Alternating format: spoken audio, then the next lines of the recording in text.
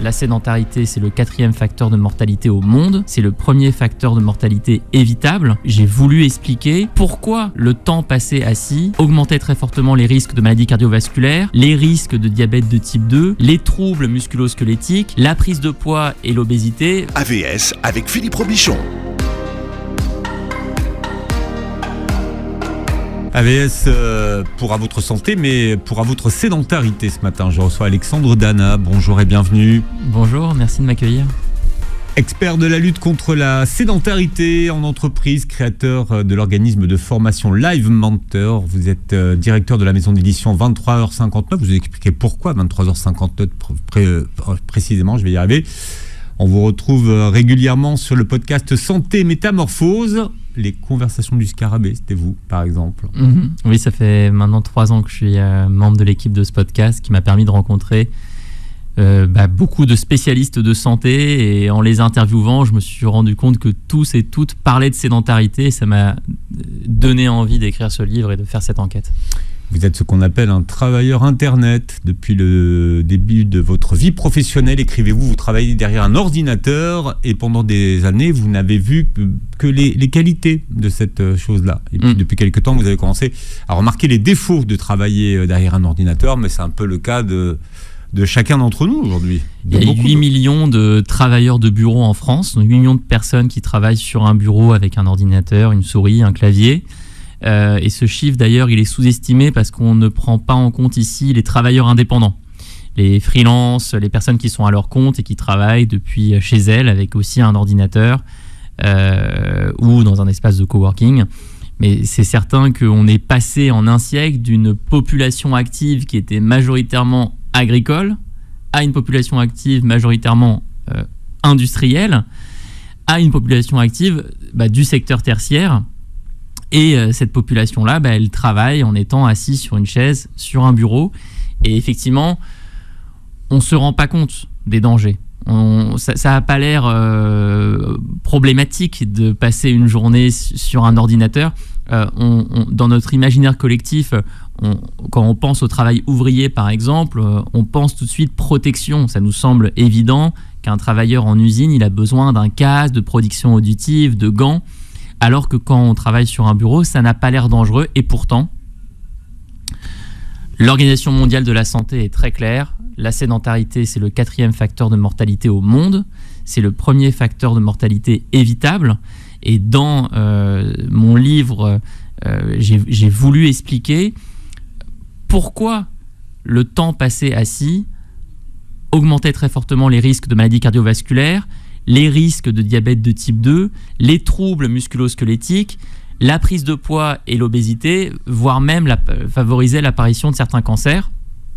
Donc, je pense qu'il est temps effectivement de réagir et de se rendre compte que cette position assise, ce travail de bureau, il n'est pas sans risque et ça demande une réaction à la fois au niveau individuel, au niveau collectif. Comment est-ce que dans une entreprise, avec mes collègues, en tant que directeur des ressources humaines, je peux prendre le sujet en main et proposer certains changements, mais aussi au niveau de l'État, on y viendra peut-être. Et vous êtes le fils du psychiatre Guy Dana, qui s'est pris de plein fouet la sédentarité dont vous parlez dans votre livre, sans jamais le nommer. Alors, ce livre s'appelle La chaise tue, vous pouvez le montrer puisque l'émission est filmée, tiens. Voilà, chez Erol, comment échapper à la sédentarité et remettre son corps en marche, un livre que vous avez coécrit. Oui. Avec un Marseillais. Oui, ce livre, j'aurais été incapable de l'écrire seul. En fait, le sujet de la sédentarité, il est immense, parce qu'il touche à la santé physique. Je viens de vous mentionner certaines conséquences de la sédentarité, mais il touche aussi à la santé mentale. Anxiété, dépression, perte de créativité. Il touche aussi à la santé sociale. La sédentarité, elle est associée à beaucoup plus d'isolement et de perte de liens. Et la sédentarité, elle est dans tous les espaces de notre société. Au travail, on vient d'en parler, mais aussi à l'école, dans la vie des personnes âgées, dans la manière dont sont pensés nos appartements, nos maisons, nos villes, dans l'évolution de nos loisirs, qui sont devenus des loisirs sédentaires. Et donc, pour couvrir tous les aspects de ce problème, je me suis associé à un journaliste qui s'appelle Victor Fersing, qui lui est spécialisé sur la place des écrans dans nos sociétés. Il est membre d'une association qui s'appelle Lève les yeux, qui fait des interventions dans les collèges et les lycées pour sensibiliser à l'addiction aux écrans. chez les plus jeunes. On pourra y revenir, mais la situation, elle est vraiment, vraiment inquiétante. Aujourd'hui, on a ce qu'on appelle le phénomène des enfants d'intérieur, qui sont donc des enfants qui grandissent sans réellement être en contact avec le monde extérieur, qui découvrent ce monde via les écrans et les réseaux sociaux, et qui ont moins confiance en eux, qui ont beaucoup moins l'habitude d'aller parler à des adultes ou à d'autres enfants que les précédentes générations. Et donc voilà, l'expertise de Victor sur cette place des écrans a été super utile pour écrire ce livre, puisque la chaise tue, à cause des écrans. Enfin, les deux Parce que les gens sont assis sur des chaises pour être devant des écrans. Exactement. Votre enquête commence par une question simple. Est-ce que la chaise tue ? C'est vrai que dans l'image populaire, être assis, c'est reposant, c'est confortable, mais ça ne tue pas. Donc, comment est-ce que vous commencez ? C'est ce qu'on appelle un livre recherche. Vous avez mené une enquête pendant 2 ans. Vous avez recensé beaucoup d'études et il y a énormément de littérature sur le sujet. Beaucoup d'études sur les effets de la sédentarité. D'ailleurs, c'est un sujet qui fait consensus dans la société aujourd'hui. Tout le monde est d'accord. C'est énormément documenté.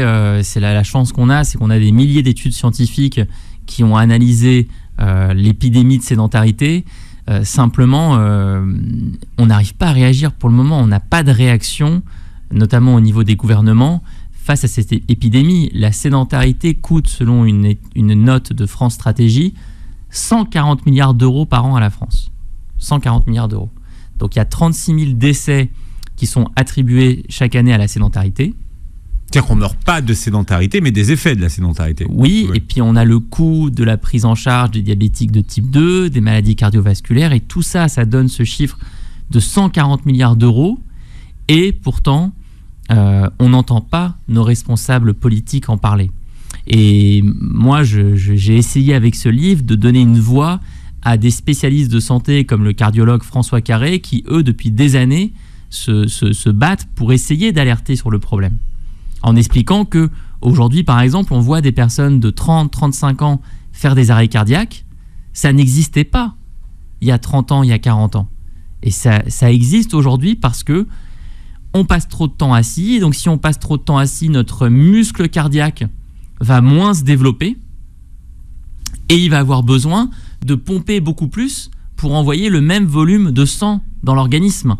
À l'inverse, des personnes qui pratiquent des sports d'endurance, des marathoniens, ils sont connus pour avoir une fréquence cardiaque qui est très faible au repos, parce que leur muscle cardiaque est devenu très gros, et donc il est capable, en un coup, une pompe, d'envoyer tout le sang nécessaire.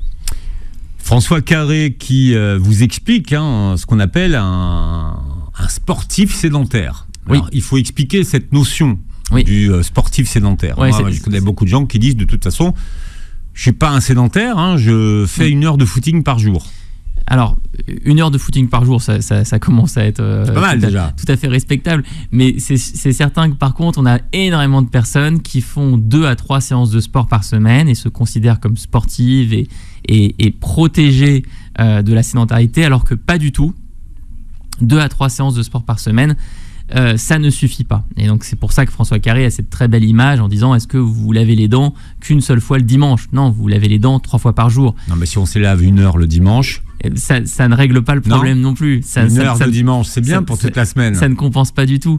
En fait, le corps, c'est un organisme qui est pensé pour bouger. Nos articulations, elles ont besoin d'être en mouvement, elles ont besoin d'être lubrifiées, elles ont besoin d'être entretenues.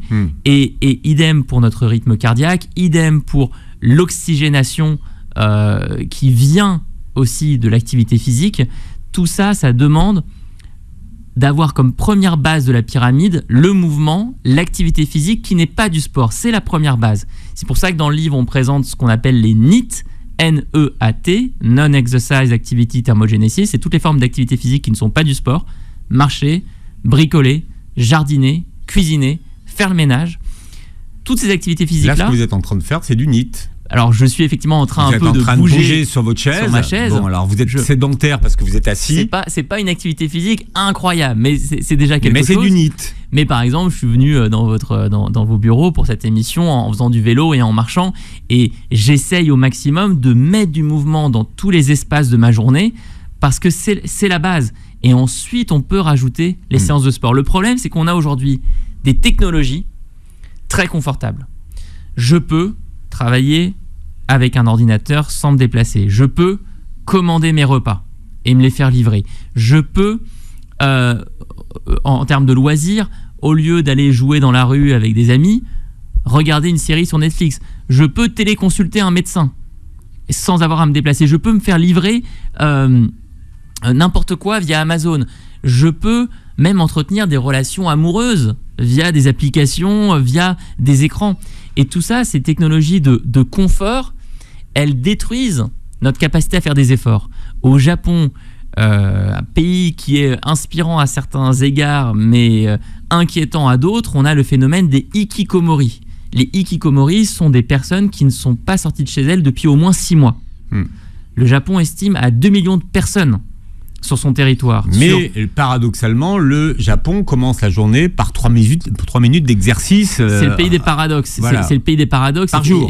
C'est le pays des paradoxes, puisque effectivement, à l'inverse, on a dans les entreprises japonaises l'habitude de voir des employés faire des exercices de gymnastique, bouger le matin ensemble. Alors on a mené l'enquête avec Victor, on a vu que ça remontait aux années 1920, où là-bas, le gouvernement japonais a décrété un programme d'activité physique pour toute la population, un programme de quelques minutes diffusé à la radio, en demandant aux grandes entreprises japonaises de le passer dans les enceintes. Et donc c'est pour ça que la culture s'est créée du mouvement dans les entreprises japonaises. On en est loin dans les entreprises françaises. Si vous êtes dans un open space et que vous voyez quelqu'un bouger dans tous les sens, c'est inquiétant. Alexandre Dalin est notre invité aujourd'hui, co-auteur de La chaise tue, comment échapper à la sédentarité et remettre son corps en marche, aux éditions Erol. Je vous ai dit que je vous demanderais pourquoi vous avez appelé votre propre maison d'édition 23h59. Alors, ma maison d'édition 23h59, c'est une maison d'édition de carnet de méthodologie qui aide à changer certains projets personnels, certains projets professionnels. Et souvent, c'est juste avant de dormir, juste avant minuit, à 23h59, qu'on a l'idée d'un changement personnel, d'un nouveau projet. Donc, on a aimé prendre ce nom pour la signification. Tout commence chez vous. On vous demande d'aller participer à une excursion sur le GR20 en Corse. Comment l'expérience a-t-elle tourné court ? Oui, alors ça, on remonte à quelques années. Effectivement, moi, comme énormément de personnes aujourd'hui, je me suis sédentarisé en commençant à travailler. J'ai commencé à bosser peu après 20 ans. J'ai commencé à travailler sur un ordinateur. Et je suis passé d'une vie où je marchais, je courais, je jouais au foot dans la rue avec mes copains, à une vie où j'étais toute la journée sur mon ordinateur. Vous avez compris comment vous en êtes arrivé là ?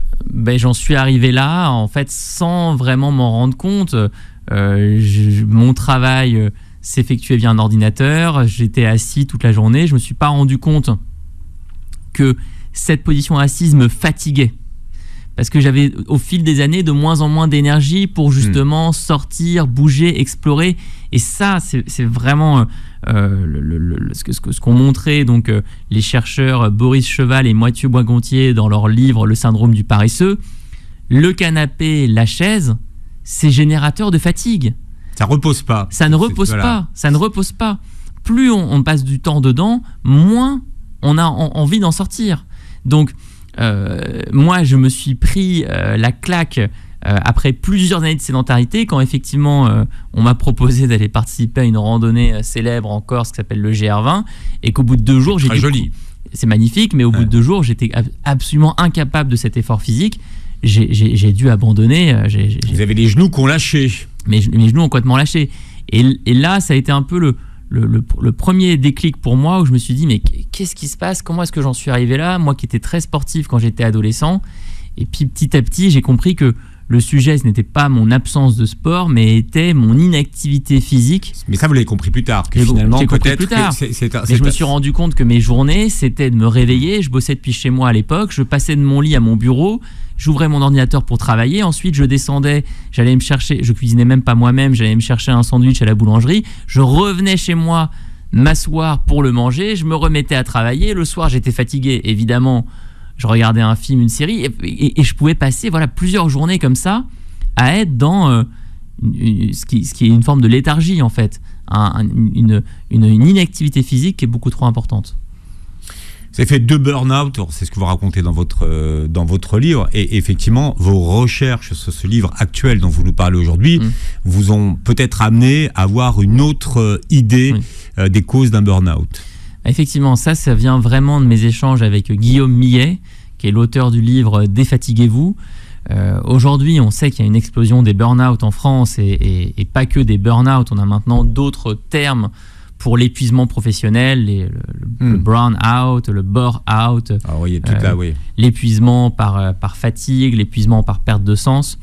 Ce qui explique assez bien Guillaume Millet, c'est comment, au fond, le burn-out, c'est une fatigue prolongée, c'est une fatigue très intense, c'est une fatigue presque chronique. C'est ce moment où l'employé n'en peut plus et il craque. Mais on sait aujourd'hui dans les recherches sur la fatigue, et lui, il a consacré tout son travail de recherche à ce sujet, que l'activité physique, c'est le remède premier à la fatigue. Et donc, il propose effectivement de rapprocher les recherches sur la fatigue des recherches sur le burn-out et d'ouvrir la porte à cette question. Pour limiter les burn-out, pour limiter l'épuisement professionnel, que peut-on faire pour permettre aux gens de bouger plus ? Moi, aujourd'hui, sur mon expérience personnelle, je suis convaincu que mes burn-out étaient dus à ma sédentarité. J'en ai aucun doute. Pourquoi les médecins généralistes, finalement, parlent peu de sédentarité ? Alors ça, c'est un sujet qui fâche. C'est un sujet vraiment complexe. On a interviewé différents médecins sur cette question. On a notamment parlé à Jean-Baptiste Bourgeois, médecin urgentiste. Pour lui, il y a plusieurs explications. Premièrement, les médecins sont eux aussi victimes du problème. Pas tous, mais en partie. Si vous êtes médecin généraliste assis toute la journée derrière votre bureau à recevoir des patients, vous êtes sédentaire. Et vous souffrez vous-même de l'épidémie de sédentarité. Ensuite, dans les études de médecine, la notion de sédentarité est quasiment pas abordée. Et pour Jean-Baptiste, il y a un prisme vers la science, la technique. C'est évidemment... le sujet a émergé récemment quand même. Alors, le sujet émerge récemment, mais vous avez des gens comme François Carré qui en parlent depuis 20 ans, ce cardiologue. Donc, le changement aussi, on veut pas le favoriser. Et on a ce prisme vers les techniques. On a beaucoup de médiatisation autour des nouvelles manières d'opérer le cœur, par exemple, d'intervenir à un niveau super précis sur l'organisme. Et c'est fantastique que la science médicale progresse autant. Mais cela conduit peut-être une grande partie des médecins, pas tous, à oublier la base, les fondamentaux qui sont l'activité physique. Il faut commencer par ça. C'est génial de pouvoir proposer certaines techniques très avancées à quelqu'un qui a une santé cardio-respiratoire qui est défaillante, mais il faudrait surtout que cette personne ait pris l'habitude de marcher et de bouger 30 ans, 40 ans plus tôt et ne l'ait pas perdu. Depuis quelques années, les médecins peuvent prescrire des séances de sport, mais pas encore de la marche. Oui, et puis... une ordonnance de marche, ça serait gratuit. Non, mais par exemple, vous avez un haut fonctionnaire qui s'appelle Paul Klotz, qui a une proposition que je trouve très intéressante, qui est de proposer le remboursement des frais d'adhésion à des associations sportives. On a un tissu associatif qui est incroyable en France, avec des assos d'escalade, de randonnée, de danse, tout ce que vous voulez. Quand on voit que depuis l'été dernier, les médicaments anti-obésité sont remboursés, alors que on a plein... Alors, certains. On a plein de réserves sur ces médicaments en question qui vont brûler du gras, mais qui vont aussi brûler du muscle. Qui coûtent cher déjà. Qui coûtent cher, mais qui vont brûler du muscle, surtout qui vont créer des problèmes de régulation d'insuline, etc. On peut se demander pourquoi ne pas aider plus les Français à rejoindre des communautés de gens qui sont actifs physiquement. Ça pourrait, pour le coup, être pris en charge par les mutuelles. Par exemple. Oui. La Sécu, je suis pas sûr. C'est pas l'ambiance. En ce moment, on n'est pas dans cette... On est clairement pas dans une logique, effectivement, d'augmenter les dépenses de l'État, mais pourtant, moi j'en reviens à mes 140 milliards d'euros par an, qui sont le coût de la sédentarité pour l'État français chaque année. Chaque année. C'est quoi la différence, expliquez-nous, entre la sédentarité et l'inactivité? Alors, la sédentarité, c'est vraiment le temps passé assis sur une chaise. Et d'ailleurs, selon les instituts de santé, la définition de la sédentarité, elle varie. Pour certains, ça va être 7 heures passées par jour assis sur une chaise. Pour d'autres, ça va être 8 heures. Pour d'autres, ça va être 9 heures. Et après, l'activité physique, elle peut prendre plusieurs formes. Il y a l'aérobie, il y a l'anaérobie. Moi, ce que je propose dans le livre avec... Alors ça, c'est les deux types d'action. Ce qu'on propose avec Viktor Fersing, c'est de se réouvrir à toutes les formes de mouvements qui existent. Marcher, porter, grimper, tirer, pousser. Notre corps est une machine, entre guillemets, exceptionnelle. D'ailleurs, vous n'êtes peut-être pas sans savoir que l'humain est capable de battre en endurance des chevaux. C'est-à-dire qu'on à partir d'un certain... Avec de l'entraînement. Mais on est un organisme qui est capable de prouesse. Sur des longues distances. Exactement, sur des longues distances. Que les études disent que l'être humain, parce qu'il est capable de transpirer et justement de gérer cette transpiration, peut battre des animaux, même les gazelles, sur des longues distances. Il y a effectivement notre capacité à thermoréguler. On est capable de perdre jusqu'à 8 litres d'eau par jour. À la différence, par exemple, d'un chien que vous allez voir halter, tirer la langue beaucoup plus vite que nous. On a un tendon d'Achille qui nous fait économiser beaucoup d'énergie à chaque fois qu'on fait un pas. Même le mouvement de marche crée un mouvement de pendule et libère ce qu'on appelle de l'énergie cinétique. Et donc, il faut vraiment se reconnecter à ce qu'est capable de faire notre corps. Nos ancêtres, les fameux chasseurs-cueilleurs, ils marchaient 15 km par jour, ils portaient des charges lourdes. On en est tous et toutes capables. Ce que votre co-auteur appelle le super pouvoir de la marche. Exactement. Voilà, on a perdu notre super pouvoir. Mais c'est vrai qu'on marche de moins en moins. C'est vrai qu'on l'a vu. D'ailleurs, quand on regarde les villes, on marche de moins en moins. On marche de moins en moins. Les enfants jouent de moins en moins dehors. Alors dans les cours de récréation, c'est pas vrai. Alors les cours de récréation, ça bambine, mais encore une fois, pourquoi limiter le mouvement en cours de récréation? Parce que les gens ont peur. Il y a aussi ce phénomène de... Oui, tout à fait. Alors ça, c'est effectivement le phénomène des enfants d'intérieur qui est associé effectivement à une peur qui est grandissante de la part des parents, de laisser les enfants jouer dehors. Nous, on a un fait divers qu'on mentionne dans le livre qui est quand même hallucinant. C'est cette maman américaine qui laisse son enfant prendre le métro. Qui laisse son enfant rentrer seul au domicile, et des voisins s'en aperçoivent, appellent la police, et la police emmène au poste la maman. Il a quel âge, le gamin? Faut expliquer. Il a moins de 10 ans, mais je veux dire, il est tout à fait capable de rentrer chez lui. Et donc ça... c'est quand même une évolution de la société qui doit nous alerter. Et vous avez certains pays où c'est extrême, notamment en Corée du Sud, où la plupart maintenant des restaurants mettent des panneaux, les enfants ne sont pas autorisés parce qu'ils vont faire du bruit, parce qu'ils vont bouger, parce qu'ils vont chahuter. On a besoin de comprendre qu'on va dans la mauvaise direction ici. Oui. C'est vrai pour les clubs de vacances aussi. Hein. Oui. On veut des clubs de vacances sans enfants. Mais si on leur laisse le choix, les enfants, quand même, ils sont dynamiques, ils bougent. Complètement. Et d'ailleurs, ça, c'est aussi un exemple que donnent Boris Cheval et Mathieu Boisgontier, ces deux chercheurs que je mentionnais. Ils prennent l'exemple d'un papa, une maman qui réveille ses enfants pour les emmener à l'école, et l'enfant n'a pas du tout envie d'y aller. Non, il veut rester dans son lit, il est bien, il est confortable, il veut dormir. Et puis on se bat, on arrive à le faire bouger. Durant tout le trajet jusqu'à l'école, il se plaint. Dès qu'il retrouve ses collègues enfants, ses camarades de classe, ça joue ensemble, ça court partout. Et donc, pour se remettre en mouvement, il faut aller chercher du lien avec les autres. Il faut créer du groupe. Il faut chercher la communauté. Et c'est pour ça que je vous parlais du tissu associatif qui me semble être super important. En France, on a une épidémie aussi d'isolement. On a 1 personne sur 5 maintenant, selon certaines études, qui se déclare totalement seule. Aucun lien social. Une autre personne sur 5 qui déclare n'avoir qu'un seul lien, un seul groupe social d'appartenance. Ça peut être un lien familial, un lien professionnel, un lien amical.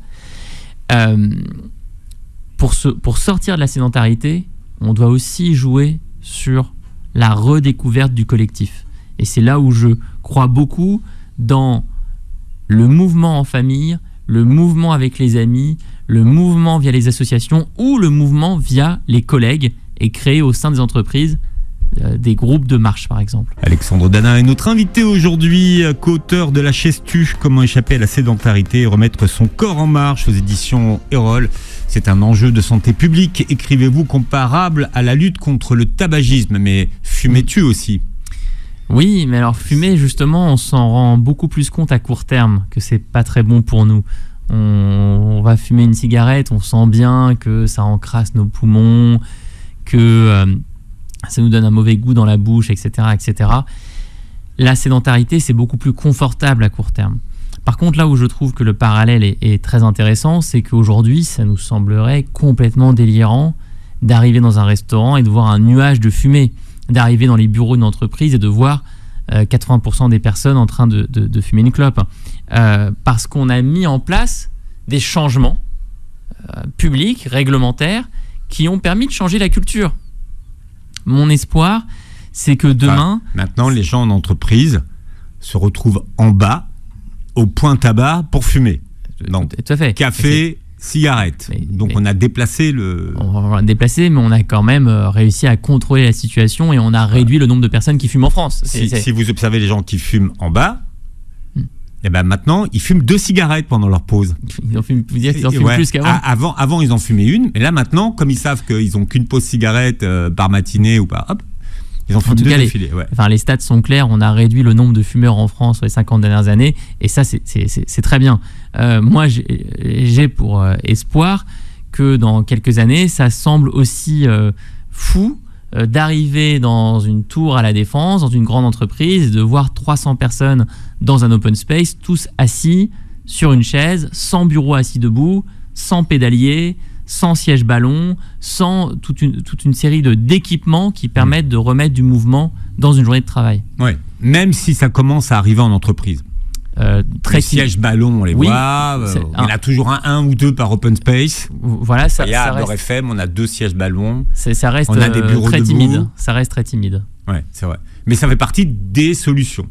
Des solutions, et d'ailleurs je suis vraiment très content de voir que depuis la sortie du livre, on reçoit beaucoup de messages de décorateurs d'intérieur, d'architectes qui sont intéressés par le sujet, et on a notamment reçu un message assez touchant d'une architecte qui nous a écrit qu'elle avait réalisé il y a quelques années qu'elle avait tué des gens pendant 30 ans. En fait, elle était architecte pour des maisons pour seniors, et on lui demandait de concevoir dans ces maisons des rampes automatiques qui permettent de monter les escaliers. On s'assoit dessus et il y a un petit siège et ça monte automatiquement. Et il nous a dit, je me suis rendu compte que ces maisons, on les vendait à des personnes qui pouvaient encore monter les escaliers elles-mêmes. Mais on leur mettait cette solution de confort, et quelques années après, on se rendait compte qu'ils avaient complètement perdu l'habitude de monter les escaliers et que donc leurs articulations s'étaient complètement rouillées, leur volume respiratoire avait été limité et ça avait entraîné tout un tas de problèmes de santé. Aujourd'hui, cette architecte, elle a pris le virage complètement inverse et elle se passionne pour la création d'habitats qui sont favorables au mouvement. On en revient à la question de confort. Sous prétexte de confort, on a sédentarisé les gens. Et comme le cerveau aime l'économie... Oui, alors c'est effectivement ce syndrome du paresseux auquel vous faites allusion. Donc, nos ancêtres chasseurs-cueilleurs avaient besoin d'économiser leur énergie. Ils ne savaient pas s'il y allait avoir de la nourriture le lendemain, ils devaient faire très attention à leur déplacement, etc. Mais ils étaient dans un environnement qui leur demandait de faire des efforts en permanence. Et face à ce besoin de faire des efforts en permanence, eux essayaient d'en faire le moins possible. Mais ils en faisaient quand même beaucoup. Alors que nous, on a gardé ce schéma de la recherche d'économie dans un environnement où tout est facile, tout est confortable. Et c'est là où on se fait piéger. On se trompe de coupable sur le sujet de la sédentarité. Qui est coupable alors, finalement ? C'est pas qu'une question de responsabilité individuelle. Nous, c'est tout. C'est collectif. C'est toute l'approche qu'on a dans ce livre. C'est de dire qu'on peut pas se réagir en disant attendez, les gens sont paresseux, ils ne foutent rien, c'est à vous de vous prendre en main et de vous mettre à marcher. Alors, bien sûr qu'on peut faire des changements au niveau individuel, mais l'environnement dans lequel on vit nous sédentarise tellement qu'il faut l'interroger. Il y a un côté David contre Goliath. Il faut vraiment se dire, à chaque fois que vous avez votre téléphone en face de vous, derrière ce téléphone, il y a des centaines de milliers d'ingénieurs payés extrêmement cher, avec un seul objectif à la fin de la journée, que vous y passiez plus de temps. Donc, voilà, les gens qui travaillent chez Amazon, chez Facebook, chez Meta, chez YouTube, chez TikTok, c'est leur objectif. Et Amazon, ils vendent votre livre. Et donc, alors, allez-y mollo. Je recommande à tout le monde de le trouver en librairie, et vous pouvez utiliser d'ailleurs un excellent site qui s'appelle Place des libraires, qui permet de trouver la librairie près de chez vous et de vous déplacer, d'aller marcher jusqu'à la librairie pour chercher le livre. Et d'ailleurs, la version audio, qui évidemment j'attends avec impatience, devrait sortir en décembre-janvier pour pouvoir écouter le livre en marchant. Vous vous rattrapez bien. Vous avez commenté en disant la semaine de la sortie que vous étiez en rupture de stock sur Amazon. Hein. Attention. On était en rupture de stock à peu près sur tous les sites en ligne. Et aussi dans certaines librairies. Bien, la crise de la sédentarité, c'est comme le changement climatique. On ne peut pas nier le phénomène, mais il reste mal compris. 67% des Français, écrivez-vous, méconnaissent les risques liés à la sédentarité. Bon, finalement, une fois qu'on sait que c'est mauvais pour la santé, on commence par quoi? Parce que les recommandations ne sont pas toujours très claires. Il y a eu cette mode des 10 000 pas. Après, on s'était rendu compte que 10 000 pas, c'était peut-être un peu beaucoup. Quelles sont les recommandations, déjà, pour ne plus être sédentaire? Alors, moi, je fais très attention avec les recommandations chiffrées sous la forme des 10 000 pas. Mais ça a cartonné, hein, ça. Oui, mais évidemment que c'est simple à comprendre, on peut s'accrocher vite à cet objectif, on peut utiliser son téléphone, dans quasiment tous les téléphones aujourd'hui, il y a un compteur de pas pour se rendre compte de où on en est, et ça a un certain avantage. Moi, ce que je propose surtout, c'est de reconsidérer la priorité donnée au mouvement, et de se dire chaque jour, est-ce que j'ai utilisé mon corps? Est-ce que j'ai bougé?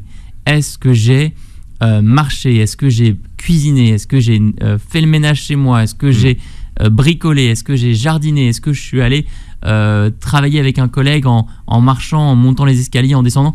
Se dire, quand je vais aller me coucher et faire un peu le bilan de ma journée, est-ce que j'ai utilisé mon corps? Si je ne l'ai pas utilisé, si je ne l'ai pas senti, si j'ai pas reconnecté à certaines sensations corporelles, là il y a eu un problème.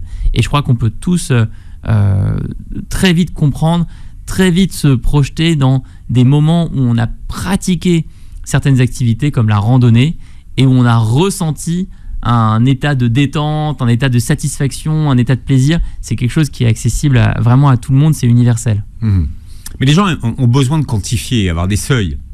Oui, mais c'est un peu. C'est ça. Oui, mais c'est un peu tout le débat. Comment je fais bien, voilà. Oui, mais c'est un peu tout le problème de la société actuelle. C'est comme c'est le même sujet que vous avez sur le sommeil, où aujourd'hui. Il faut que je dorme pour être en bonne santé. Vous avez plein de psychiatres qui disent, mais attendez, c'est du délire, ces montres connectées qui vous donnent au réveil le matin, première chose que vous faites en levant les yeux, une notification avec vos scores de sommeil. Vous avez dormi tant, voici votre quantité de sommeil profond. C'est paradoxal. Mais je veux dire, c'est vraiment se traiter comme un robot.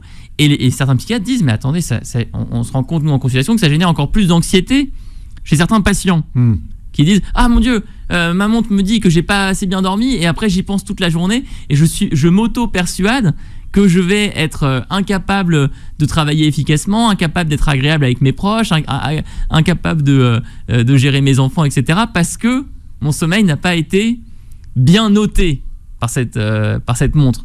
Donc en fait, il y a une soumission à l'outil qui est pas acceptable. Alors encore une fois, je suis pas totalement du tout opposé à certaines technologies comme les compteurs de pas qui peuvent permettre d'avoir des déclics et de se dire tiens, je marche que 2000 pas, là, ça va pas. Mais on est capable d'aborder le sujet autrement. On est capable déjà d'avoir ce bilan quotidien, individuel, cette introspection, est-ce que j'ai utilisé mon corps? Et ensuite, on est capable de modifier son environnement. Et ça, il y a un test dans votre livre. Alors, je vous ai parlé des modifications sur l'espace de travail, bureau assis debout, pédalier, siège ballon, etc. Mais une autre image qu'on peut avoir en tête, c'est celle du kiné. Pensez à tout ce qu'il y a chez un kiné. Des élastiques, des ballons, des haltères, des barres de traction. ça n'a rien à faire chez un kiné. Ça doit être chez nous. Ça doit être dans nos appartements. Il faut mettre là où on vit des déclencheurs de mouvement. Une barre de traction, des élastiques qu'on accroche à un escalier ou ailleurs, tout ce qui peut nous permettre, un tapis de yoga, tout ce qui peut nous donner envie très naturellement d'utiliser notre corps et de bouger. Comment contourner le manque de temps? Objection courante. Alors, je parlais du test qui est dans votre livre, c'est 168 heures dans une semaine. Oui, alors sur ce manque de temps, je crois que la manière vraiment de renverser le problème, c'est d'arrêter de penser en heures de sport que je vais caler dans ma semaine, mais plutôt en transformation de mes activités existantes pour y ajouter du mouvement. Mais alors concrètement on fait quoi? J'ai 7 heures par jour où je travaille dans mon entreprise. Je sais que j'ai 3 heures de réunion sur ces 7 heures. Pourquoi je ne fais pas mes 3 heures de réunion en marchant?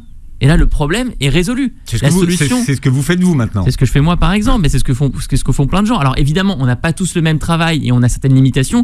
Et c'est là qu'il faut déjà interpeller les responsables de ressources humaines, les dirigeants d'entreprise pour leur dire, mais en fait, si vous interdisez les réunions en marchant, vous ne devriez pas avoir le droit de faire ça. Mais c'est des réunions en distanciel, hein.